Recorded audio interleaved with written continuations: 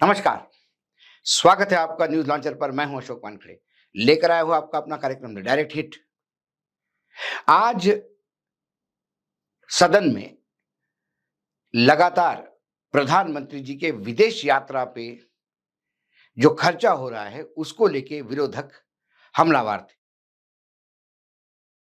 अब जब उसका उत्तर दे रहे थे और प्रधानमंत्री का महिमा मंडन कर रहे थे आदरणीय गृह मंत्री अमित शाह जी, उसी समय एक सर्वे रिपोर्ट आती है और वो सर्वे रिपोर्ट अमेरिका में एक सर्वे हुआ वर्ल्ड लीडर को लेके।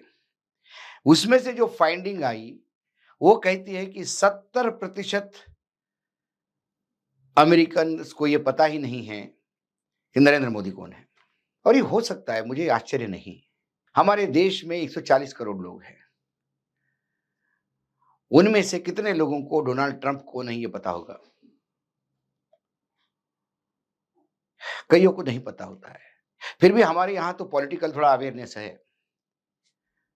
अमेरिकन सोसाइटी अमेरिका के लिए जीती है, उनके अपने मसले हैं।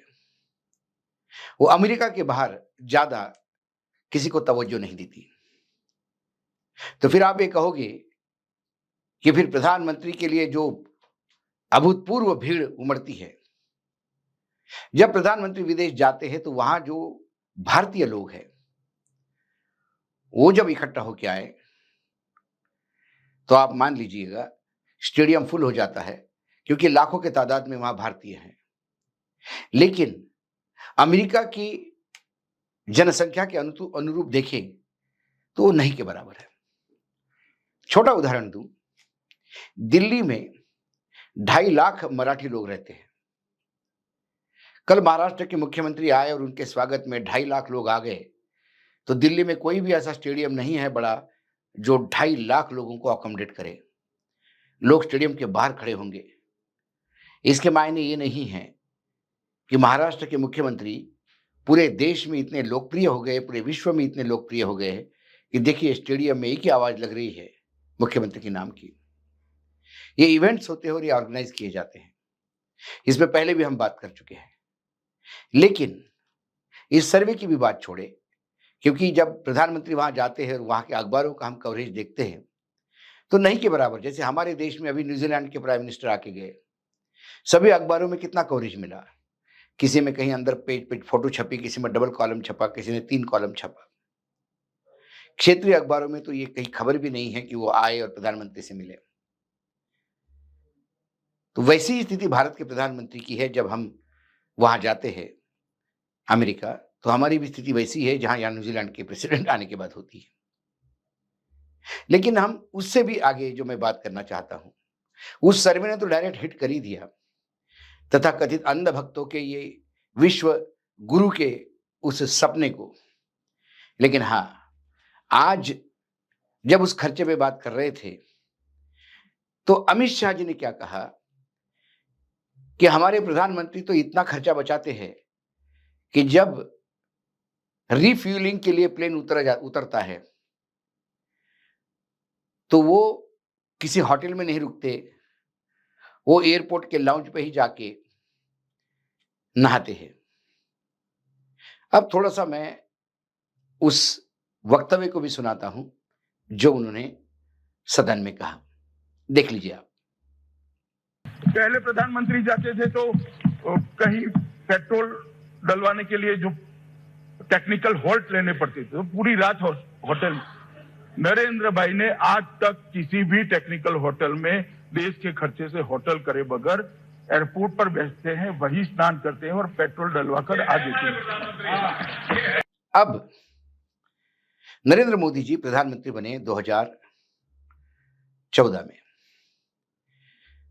उसके बाद 2016 में भारत सरकार ने वीवीआईपी के लिए एक नया विमान खरीदा, बोइंग 777-300ER, सबसे मोस्ट मॉडर्न एयरक्राफ्ट और बड़ा, जिसमें मिसाइल्स लगे हुए हैं, बहुत सारी चीजें हैं। वो 2016 से 2020 तक उसमें मॉडिफिकेशन होता रहा। 2020 में वो सेवा में लाया गया। तो 2020 से 25 तक तो प्रधानमंत्री का प्लेन कभी रिफ्यूलिंग के लिए उतरा नहीं होगा, क्योंकि उसको हवा में ही फ्यूलिंग की उसमें व्यवस्था है। दूसरी बात, जब फ्यूलिंग के लिए उतर भी जाएगा, तो प्रधानमंत्री जी क्या जरूरी है कि एयरपोर्ट पे उतर के नहाएं? क्योंकि इस नए एयरपोर्ट जो वन है, air force number air India number 1 के नाम से जाना जाता है, इस प्लेन में प्रधानमंत्री का कार्यालय भी है और बहुत बड़ा बेडरूम भी है, बहुत बड़ा बाथरूम भी है। वो एक 7 स्टार होटल का सूट है, तो उन्हें जाना नहीं पड़ता। जब ये प्लेन नहीं था 2014 से लेकर 2020 तक, 6 साल तक, तो आपको मैं बता दूं, कितना भी छोटा देश हो, उसका अंतर्राष्ट्रीय एयरपोर्ट होता है, उस पे जो वीआईपी लाउंज होती है, वो किसी भी 7 स्टार होटल, 5 स्टार होटल से कम नहीं होती। प्रधानमंत्री जाके पब्लिक टॉयलेट में नहाते तो नहीं होंगे, लेकिन ये बताने का प्रयास होता है। आम सामान्य जनता को ये लगता है कि प्रधानमंत्री जैसे रेलवे स्टेशन पे वो बाथरूम में गए और कपड़े चेंज किए, वैसे बेचारों ने किए होंगे। कितना पैसा बचाते हैं प्रधानमंत्री? ये कोई नहीं बताते कि भारत का प्रधानमंत्री को एक प्रोटोकॉल मिलता है। जब उनको लैंडिंग भी होता है, तो उनको रिसीव करने के लिए एक उस देश का एक बड़ा अधिकारी या बड़ा नेता या मंत्री होता है, वो आपको रिसीव करेगा जब आप नीचे उतरोगे। तो उसके बाद फिर वीआईपी लाउंज में आपकी व्यवस्था होगी। उस वीआईपी लाउंज में खाने पीने से लेके किसी चीज की कोई कमी नहीं होती। वहां आप नहा भी लोगे तो एक 5 स्टार होटल में नहाने का सुख है। कोई भी रिफ्यूलिंग के लिए उतरने के बाद किसी भी प्रधानमंत्री ने आज तक कोई होटल बुक किया, ऐसा कोई रिकॉर्ड नहीं है। लेकिन हमारे प्रधानमंत्री ये कहते, ये बोलकर अमित शाह जी ने वो कितना ज्ञान रखते हैं, या तो इसको रेखांकित किया, या इस देश की जनता कितनी मूर्ख है, इसको रेखांकित किया। कुल मिलाकर जब प्रधानमंत्री जी का महिमा मंडन चल रहा था हाउस में, तब मैंने कहा सर्वे रिपोर्टें कह रही थी। आज कई बातें प्रधानमंत्री जी के बारे में बढ़ा चढ़ा के लोग बोलते हैं। हमारे प्रधानमंत्री के बारे में बोल देना चाहिए, लेकिन कम से कम ऐसी बातें तो मत बोलो कि जो हजम ना हो। क्योंकि एयरपोर्ट पे रिफ्यूलिंग के टाइम पे उतर के एयरपोर्ट के टर्मिनल पे नहाने वाली बात तो गले नहीं उतरती। कभी यदि ओवरनाइट स्टे पुराने जमाने में जब लंबे लॉन्ग डिस्टेंस के होते थे, तो यदि वहां पे होता तो वहां बाकायदा उस देश के हम गेस्ट होते थे, स्टॉप ओवर भी हो तो वो प्रोटोकॉल मिलता है, वहां अपनी एम्बेसी सारी व्यवस्था करती है। आप रात भर एयरपोर्ट पे नहीं बैठ सकते, क्योंकि सिक्योरिटी का मामला है। वो पूरी सिक्योरिटी की ड्रिल होती है, एयरपोर्ट पे लोग आते हैं जाते हैं। कई बातें हैं, आप आधे घंटे के लिए किसी इस एयरपोर्ट से या फ्लाइट चेंज करनी हो तो कहीं उतर गए डोमेस्टिक में, तो समझ में आता है। और ये जो वीवीआईपी के लिए जो बना है, जो एयर इंडिया 1, ये प्लेन, इसमें वीआईपी नंबर 1 राष्ट्रपति बताते हैं, वीआईपी नंबर 2 उपराष्ट्रपति, और वीआईपी नंबर 3 प्रधानमंत्री। इनमें प्रधानमंत्री के साथ जो अंगरक्षक चलते हैं, उनकी अलग व्यवस्था है। उनके साथ जो स्टाफ चलता है, अधिकारी, उनकी अलग व्यवस्था है। यदि उनके साथ कोई डेलीगेशन जाए, उद्योगपतियों का हो या पत्रकारों का हो, हालांकि मोदी जी ने पत्रकारों को ले जाना बंद कर दिया, और अच्छा भी किया, क्योंकि पत्रकारों के नाम से ज्यादातर अखबारों के मालिक ही जाते थे। तो उनके लिए भी अलग से व्यवस्था है। वहां प्रेस कॉन्फ्रेंस भी लेते हैं। वहां कोई मिसाइल से हमला भी नहीं कर सकता, क्योंकि मिसाइल से हमला होने के बाद उस मिसाइल को मार गिराने की पूरी नई लेटेस्ट टेक्नोलॉजी और मिसाइल उस एयर इंडिया 1 में लगे हुए हैं। इतनी सारी सुविधा के साथ यदि हमारे प्रधानमंत्री पृथ्वी के 3 चक्कर भी मारे, तो उनको नहाने के लिए एयरपोर्ट का लाउंज नहीं लेना पड़ता।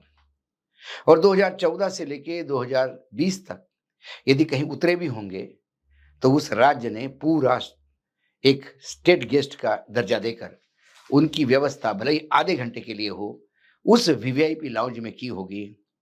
जहां जब आप जाते हैं तो आपके भी आंखें फटी होती रहती है। आप कभी एयरपोर्ट पे, भारत के इंटरनेशनल एयरपोर्ट्स पे जाइए, वीवीआईपी लाउंज में आपकी एंट्री भी नहीं है।